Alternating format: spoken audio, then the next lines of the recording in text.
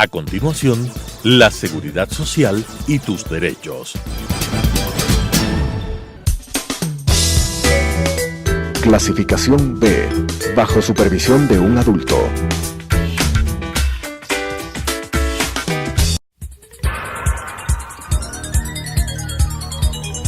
Las opiniones vertidas en este espacio por la producción y dirección del programa son de exclusiva responsabilidad de sus autores y de quienes intervienen en ellos.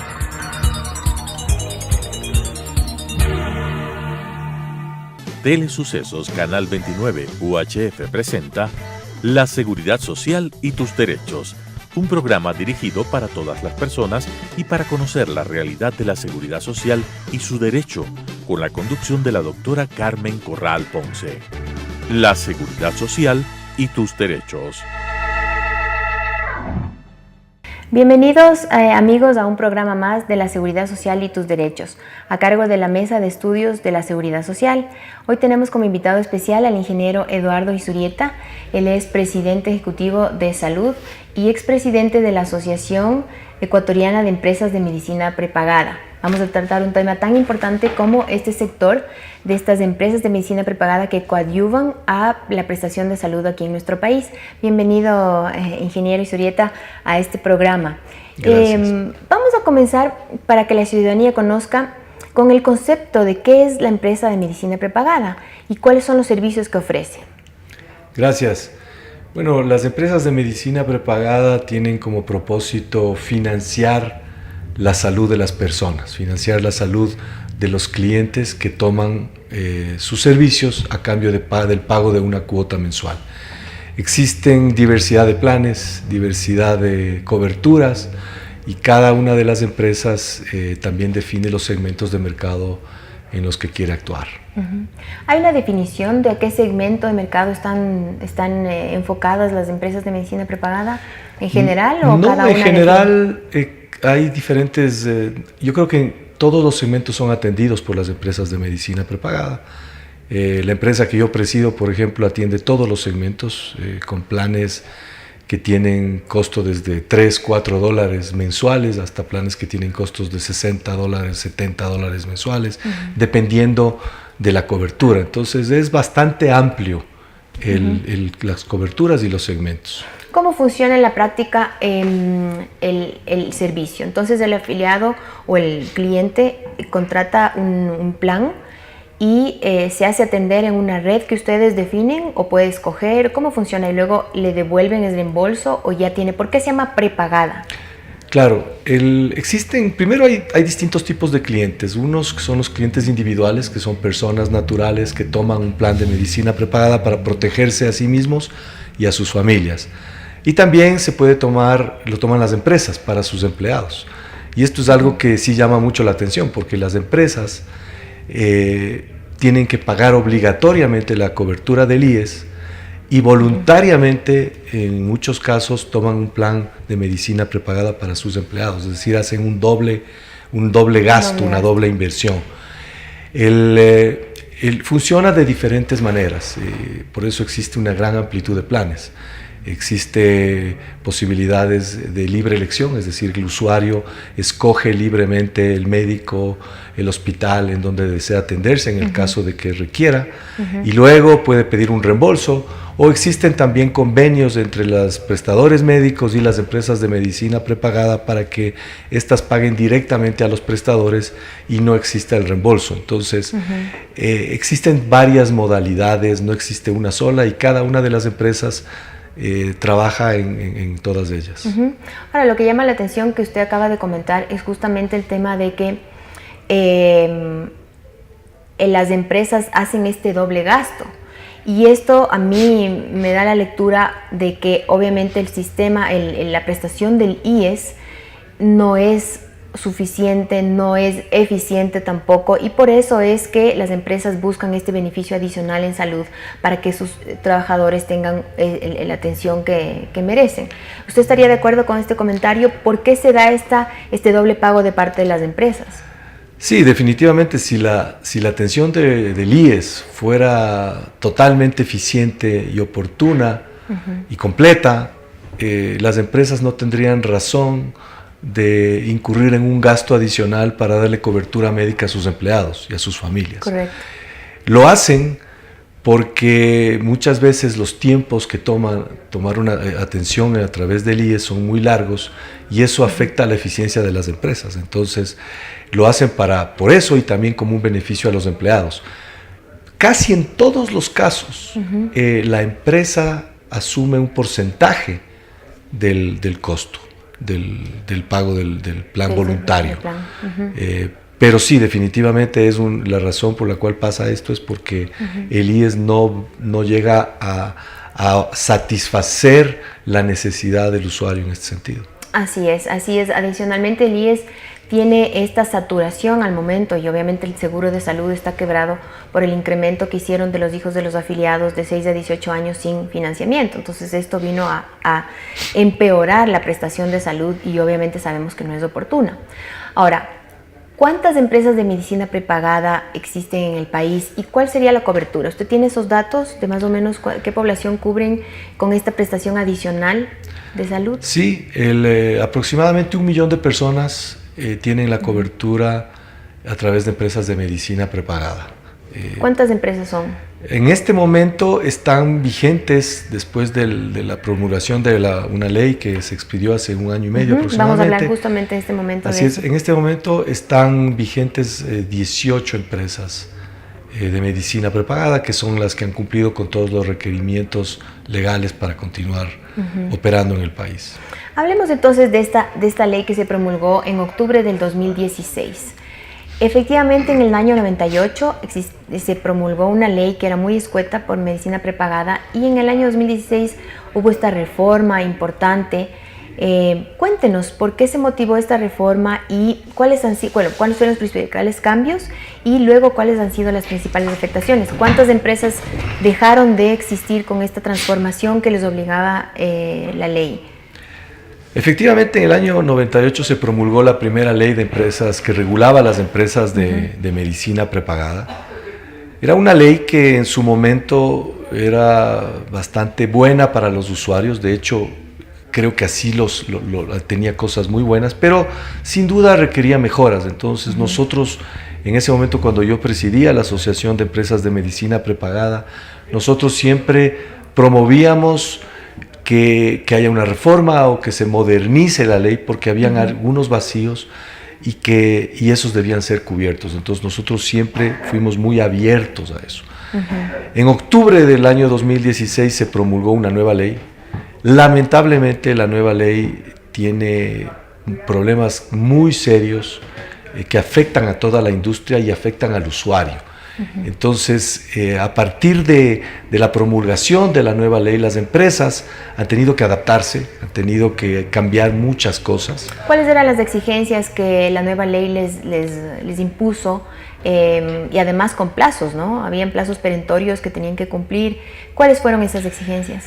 Hay algunas exigencias de tipo patrimonial y de reservas que yo creo que en algunos de los casos está bien. Hay algunas reservas que no han sido técnicamente elaboradas, pero a mí me parece que es correcto que este tipo de empresas tengan un capital adecuado distinto al que tenían antes para seguridad de los usuarios. Claro, eso siempre va a ser bueno. O sea, una seguridad patrimonial le da una certeza al usuario de que su plan va a ser atendido en el momento en que se necesite. Exactamente. Y yo creo que en ese sentido nosotros hemos apoyado para que existan diferentes capitales y reservas. Entonces se han creado, ahora hay un nuevo régimen de capital adecuado, hay reservas que antes no existían y que ahora existen.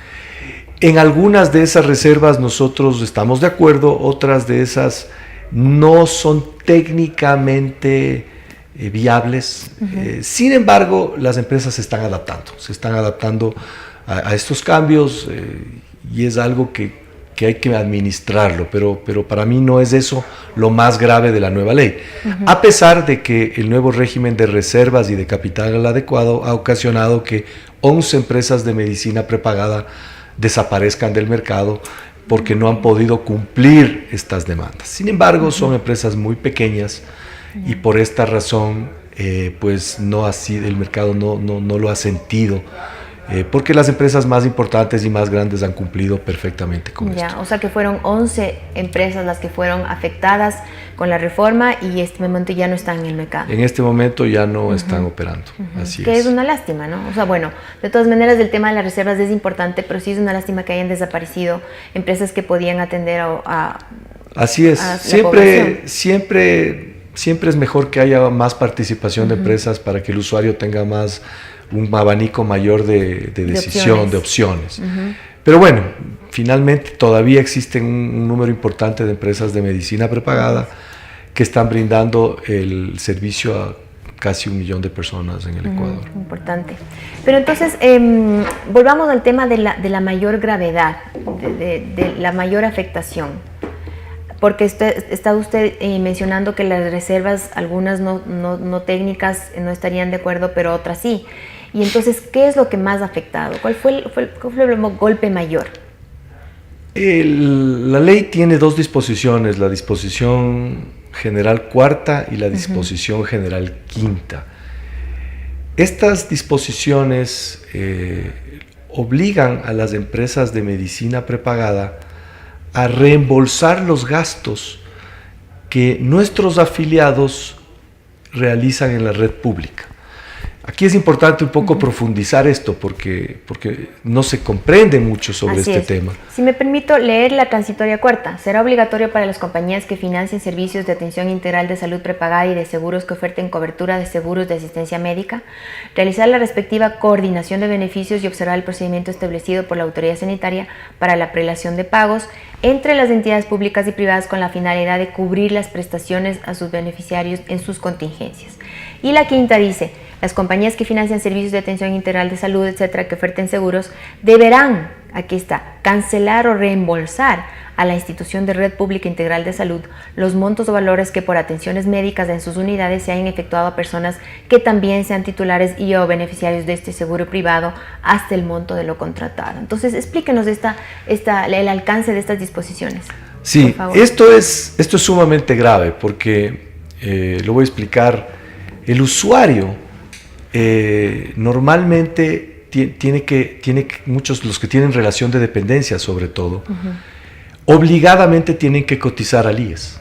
Así es obligatorio. Es obligatorio. La ley de seguridad social y además está penalizado si es que la empresa no afilia a sus trabajadores en relación de dependencia. Exactamente, entonces el usuario tiene el derecho de acceder a la seguridad social porque obligatoriamente está afiliado a ella.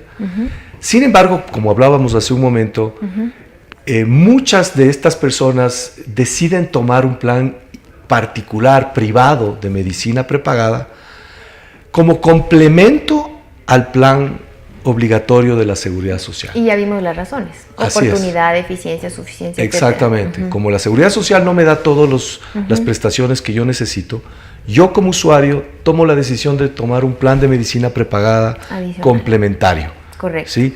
Entonces, ¿qué sucede?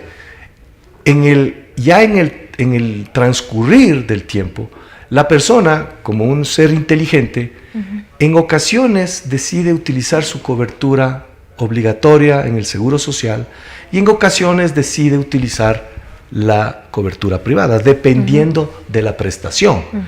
Por ejemplo, si es una prestación, una cirugía que requiere una programación y no es urgente, de pronto como usuario decido irme a través de la seguridad social y esperar los 6 meses y me atiendo sobre una hernia que no me tengo que operar ahorita.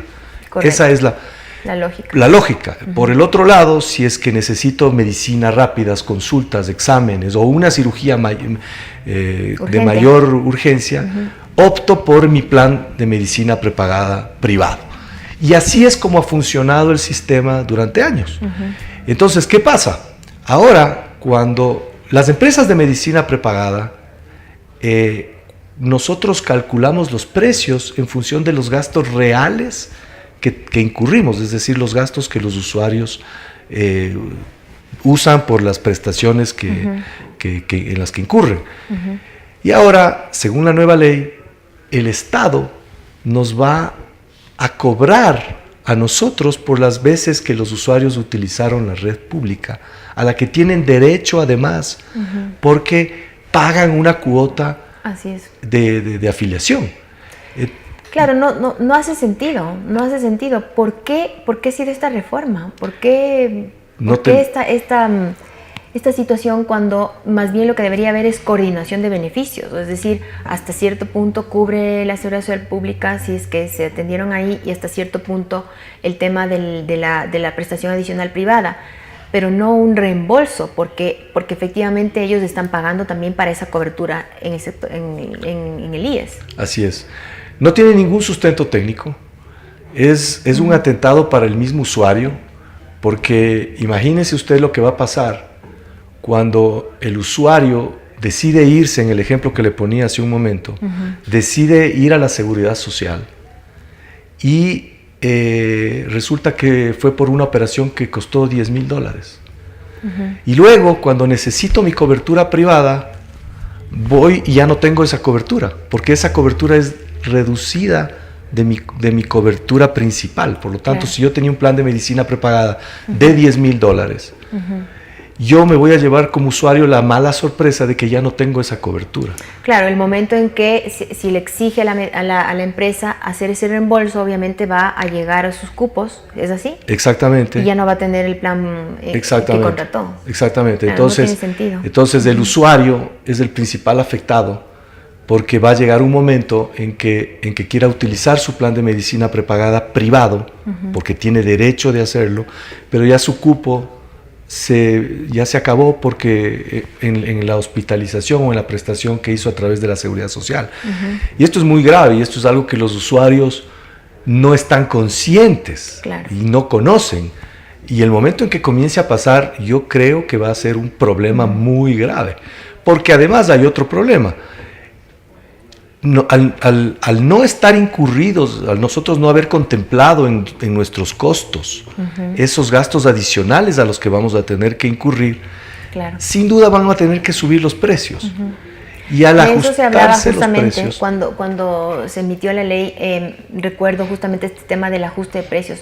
¿Eso en la práctica ha ocurrido después de este año y medio? ¿Ha tenido que subir los costos? No han subido los costos porque todavía, a pesar de que ha pasado un año y medio, las entidades del Estado no han cobrado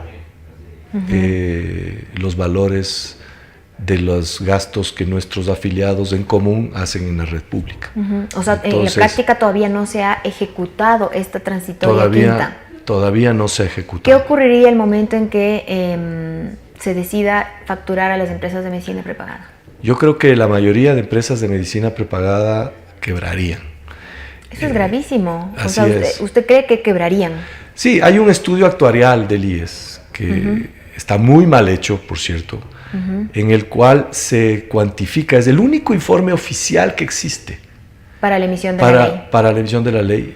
Y en este informe se determina que son 70 millones al año el valor que se pasaría a las empresas de medicina prepagada, cuando la utilidad... A ver, aclaremos este tema. ¿70 millones al año de qué? De los costos que nuestros afiliados incurren en la red pública. Ya. Se tiene calculado que son 70 millones y eso está hecho en un estudio actuarial del IES. La utilidad de todo el sector bordea los 16 millones de dólares. Entonces no tiene sentido. Por lo tanto, no tiene ningún sentido, no tiene ninguna lógica económica. El momento en que ellos cobren 70 millones, las empresas quebrarían. Desaparecen. Así es. Pero el momento en que estaba en debate la ley, ustedes tuvieron oportunidad de acercarse a la asamblea y exponer sus cifras, porque lo que usted me dice, este estudio no tiene ningún sentido, no tiene ningún piso. ¿Qué pasó? ¿Qué pasó ahí? Nosotros participamos en algunas reuniones en esa época con la asamblea, pero nunca se topó este tema porque no era parte del borrador de la ley, sino hasta el final. Esto es algo que se incorporó en la presidencia de la República al final y sobre lo cual no hubo debate alguno. Entonces nosotros recibimos la mala sorpresa y luego pues nada, ya no hubo nada que hacer. De todas maneras ha pasado más de un año y bueno, con la anterior administración era imposible tener algún diálogo al respecto. Y bueno, las cosas están como están. Ahora el IES tiene una nueva autoridad, una nueva cabeza, el doctor Manolo Rodas. ¿Han pensado ustedes como sector en hacer acercamientos con él para revisar este tema? ¿O en la asamblea han escuchado? Yo he escuchado que existiría tal vez ya algún proyecto de reforma, precisamente porque este tema fue emitido totalmente de una manera antitécnica. ¿Existe algún acercamiento o algún tema? Yo creo que las autoridades están conscientes de que primero la disposición cuarta y quinta fue emitida de forma antitécnica, basada en un estudio en donde además se decía que las empresas de medicina prepagada ganamos $250 millones de utilidades. Y usted me dice que las utilidades son 16 Así millones. es. Y eso ¿Pero de dónde salieron esas cifras? Eso está certificado por la Superintendencia de Compañías, las utilidades que ganamos las empresas de medicina prepagada. Y esto es un estudio muy mal hecho en donde se tenían los ingresos de las empresas y no los costos. Entonces, claro, absurdo. Es totalmente dejar absurdo. la utilidad solamente con ingresos. Así no tiene es, sentido. Totalmente absurdo. Entonces, la ley se promulgó basada en un estudio que estaba muy mal hecho. En este momento existe una conciencia de las autoridades y de todos, primero del grave perjuicio que hay para el usuario, para las empresas de medicina prepagada y para el mismo Estado, porque el momento en que esta cláusula se ejecuta, nosotros tendríamos que ajustar los precios y cuando se ajustan los precios, los usuarios, muchos de ellos no van a poder pagar y al no poder pagar el IES queda como única opción de financiamiento y va a agravar mucho más lo que está ocurriendo en este momento. Entonces, así es, si es que usted menciona en este momento que muchas de las empresas ya tuvieron que salir del mercado y por otro lado, si es que esto se ejecutaría, algunas adicionalmente quebrarían, entonces tendríamos que obligatoriamente la demanda por los servicios de salud al IES va a incrementar y en este momento el seguro de salud está quebrado, no tendría la capacidad de absorber a estos usuarios que descongestionan de alguna manera importante, si me dice que son 1 millón de afiliados, descongestionan las prestaciones de salud. Totalmente, nosotros calculamos que más de $300 millones al año las empresas de medicina prepagada le ahorramos al IES, porque hay muchísimos usuarios de empresas de medicina prepagada que tienen la cobertura obligatoria del IES, pero no la utilizan y la pagan por ella, pero no la utilizan. Entonces, nosotros le ahorramos mucho. Nosotros sí hemos tenido acercamientos con las autoridades, sí tengo que reconocer que hemos visto una apertura en las nuevas autoridades. Todavía no existe una solución, pero entiendo que estamos trabajando en eso. La solución podría darse con una reforma a la ley actual o con una reforma o una nueva propuesta de ley, pero esos son temas que todavía están pendientes por definir. Que están pendientes, claro, porque sería muy importante que se pueda hacer una reforma, una revisión a estos temas tan graves que podrían afectar seriamente el sistema. Ahora, desde el punto de vista de control, la Superintendencia de Compañías, Valores y Seguros es el órgano de control, el organismo de control, y además es el organismo que tiene que velar por el tema de las reservas técnicas. Entonces, desde ese punto de vista, ¿cómo han sentido el control? Porque pasó de la Superintendencia de Bancos, la Intendencia de Seguros pasó a la Superintendencia de Compañías. ¿Ha habido algún cambio? ¿Cómo sienten ustedes el control de parte de la Superintendencia?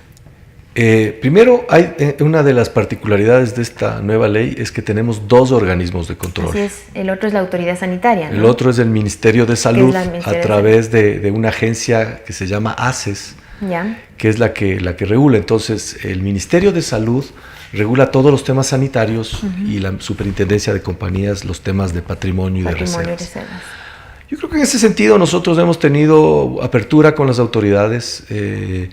Nosotros hemos ido cumpliendo todos los plazos y los requerimientos y los capitales, entonces no ha habido mayor problema. Entonces yo creo que la superintendencia se está adaptando a este nuevo sistema, yo diría de manera satisfactoria. Pero serán los encargados como organismo de control de velar por la estabilidad del sistema. Una superintendencia tiene que velar por la estabilidad del sistema. Así es, yo creo que ese es su rol y bueno, lo están haciendo así. Así es. Bueno, lamentablemente se nos ha agotado el tiempo. Yo le agradezco muchísimo, ingeniero, por el tiempo para concedernos esta entrevista y conocer de este importante sector que beneficia a millones de usuarios, a 1 millón de usuarios en el país, y ojalá pues entonces se pueda concretar esta reforma que la vemos totalmente urgente y necesaria para que no exista mayor afectación. Gracias. Muchísimas gracias por la entrevista. Gracias a ustedes por su atención. Las opiniones vertidas en este espacio por la producción y dirección del programa son de exclusiva responsabilidad de sus autores y de quienes intervienen en ellos.